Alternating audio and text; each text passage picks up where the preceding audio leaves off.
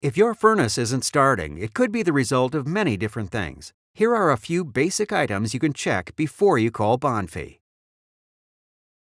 Locate the electrical service panel. Check to see that the circuit breaker for the furnace is in the on position. Check the thermostat and make sure it is set to heat. Turn your thermostat to 10 degrees warmer than the room temperature. You may have a sensitive or faulty thermostat. Your furnace has a power switch. It looks like a standard light switch. Be sure it's in the on position. During the winter months, ice and snow can build up on the PVC vent piping outside the house. Be sure the entire area is clear of ice and snow and the pipes are not plugged. On older furnaces, the vent pipe is on the roof. Visually inspect to see that the vent cap is not covered with ice or snow. If these troubleshooting tips don't work, try this. Turn off the furnace for 1 minute. While the furnace is off, check the filter. A clogged filter will reduce furnace efficiency and sometimes shut down a system.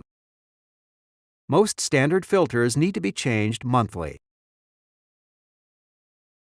After about a minute, turn the furnace back on.